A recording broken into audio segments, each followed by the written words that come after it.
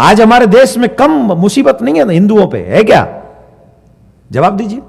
बांग्लादेश में क्या हो रहा है? अभी भी हो रहा है। हम लोग यहां बैठे, अभी भी हो रहा है।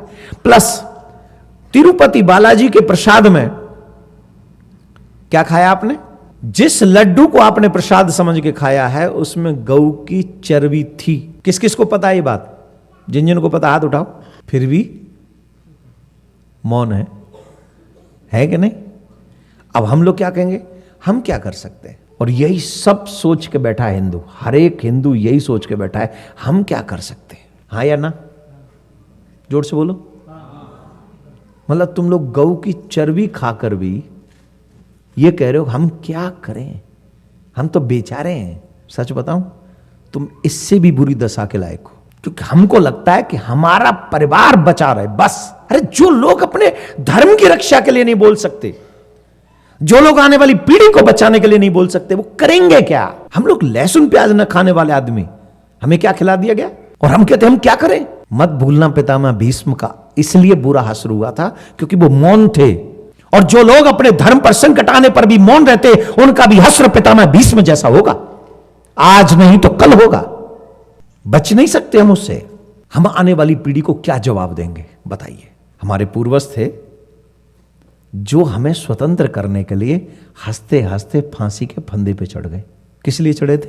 कि हमारी आने वाली नेक्स्ट जनरेशन स्वतंत्र होगी।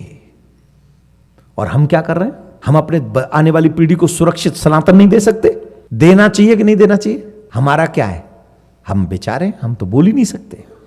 मैं सिर्फ इतना कहूंगा, पहला काम खुद बोलो, अपने सनातन के लिए आवाज उठाओ।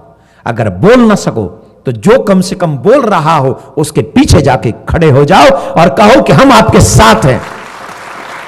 और मैं तो आह्वान करता हूं जो 50+ हैं, तुम लोग अपना जीवन जी चुके हो, प्लीज कम टू मी। आओ हम लोग मिलकर अपने सनातन के लिए आवाज उठाते हैं और बता देते हैं उन राक्षसों को, जिन राक्षसों ने हमें ये दिन दिखाया है। और फिर कह रहा हूं, ये आखिरी पीढ़ी होगी आवाज उठाने वाली। अगर इस पीढ़ी ने आवाज नहीं उठाई तो आने वाले समय में कोई आवाज नहीं उठा सकेगा। उस समय भगवान श्री कृष्ण थे, उन्होंने सुदर्शन चक्र लेकर पांडवों के साथ खड़े हो गए थे। आज भी मैं विश्वास से कहता हूं, जो इस आवाज को उठाएगा उसके साथ चाहे कोई पद हो या प्रतिष्ठा ना हो, लेकिन उसके साथ सुदर्शन चक्रधारी अवश्य होगा, यह मेरा विश्वास है। अरे 50 साल जी चुके हो, न जाने किस दिन हार्ट अटैक आ जाए, किस दिन मृत्यु हो जाए, कौन जाने। उठो, खड़े हो, ऐसी आवाज उठाओ कि पूरा विश्व जान जाए कि सनातनियों को तंग करना इतना भी आसान नहीं है जितना तुमने समझ रखा है। आने वाली पीढ़ी को सनातनी बनाए रखना है तो उसके लिए हम सबको एकजुट होकर ऐसा प्रयास करना होगा जिससे हम लोग पितामह भीष्म जैसी बुरी मृत्यु प्राप्त न कर पाए। हां या ना? सोचना चाहिए। आज रात में जाके घर में सोचना कि मैं जो कह रहा हूं वो सही है या गलत है। मैं भी तुम्हारी तरह आराम से घर में बैठ के कथा कर सकता हूं, जगह जगह जाके कथा कर सकता हूं। मुझे भी कोई जरूरत नहीं है तुम्हें जगाने की, क्योंकि जगाया उन्हें जाता है जो सो रहे होते हैं, जो मर चुके होते हैं उन्हें कोई नहीं जगा सकता। और आई फील इट कि हम लोग सो नहीं रहे, हम मरे हुए हैं। अब जागना चाहिए। संजीवनी बूटी पी लो, अपने जमीर को जगाओ, और आने वाली पीढ़ी को बचाने के लिए अगर हमें अपने जीवन का बलिदान भी देना पड़े तो आओ एक बार, अगर धर्म बलिदान मांगता है तो दे देते हैं। ऐसा बलिदान देते हैं कि आने वाली पीढ़ी पर कोई उंगली ना उठा सके। मिलकर यह काम करना होगा। अकेले अकेले सब सूली पर चढ़ जाएंगे, लेकिन जब मिलकर उठेंगे तो किसी के बाप में औकात नहीं होगी कि सनातनियों की आंखों से आंख मिला सके। अभी जानते हो क्या हुआ है? एक मिश्रा जी फिर चढ़ गए बलि की। कहां? उत्तर प्रदेश में यात्रा निकल रही थी, देवी जी का विसर्जन करने जा रही थी यात्रा, फिर पथराव हुआ उत्तर प्रदेश में, और उस बच्चे ने उसका विरोध किया। और जिस बच्चे ने, मिश्रा ने विरोध किया, उस बच्चे को घर से खींच के ले गए और 20 गोलियां, जो मैंने सुना है 20 गोलियां मारी उसको। कहां? उत्तर प्रदेश में, बहराज में। आज की स्थिति है ये। घर से ले गए निकालकर।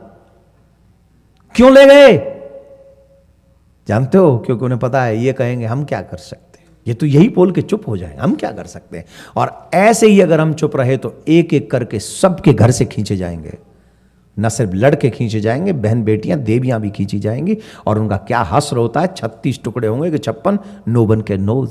महाभारत का युद्ध इसलिए हुआ था कि द्रौपदी के सम्मान को आंच आई थी, द्रौपदी के सम्मान पर हाथ उठाया था दुशासन दुर्योधन ने, तब पितामह भीष्म जैसे लोगों को भी मरना पड़ा था। आज अगर हमारी बहन बेटियों की सम्मान पे आंच आ रही है तो हमको बोलना चाहिए कि नहीं बोलना चाहिए? जोर से बोलिए। अरे ये पैसा किसके लिए है, ये कमाई किसके लिए है, ये जीवन किसके लिए है? अगर हमारे बच्चे ही सुरक्षित न रहे, हमारी बहन बेटियां सुरक्षित नहीं रही, हमारा धर्म सुरक्षित नहीं रहा, तो ये किसके लिए है तुम्हारा जो मेहनत है? एक और बात बताएं सर, वापसी की टिकट सबकी कंफर्म है, आज नहीं तो कल जाना तो सबको ही है।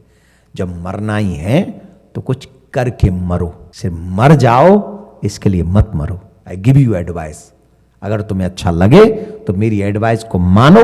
अगर मरना ही है, टिकट कंफर्म ही है, उसे तो बदला ही नहीं जा सकता, तो कम से कम आने वाली पीढ़ी को सुरक्षित करके कुछ करके चलते हैं, जिससे आने वाला समय कहे कि हमारे पूर्वज भी कायर नहीं थे, बुज़दिल नहीं थे, दमदार थे, वो लड़ गए थे अपने धर्म को बचाने के लिए, हमारी पीढ़ी को बचाने के लिए वो लड़े थे।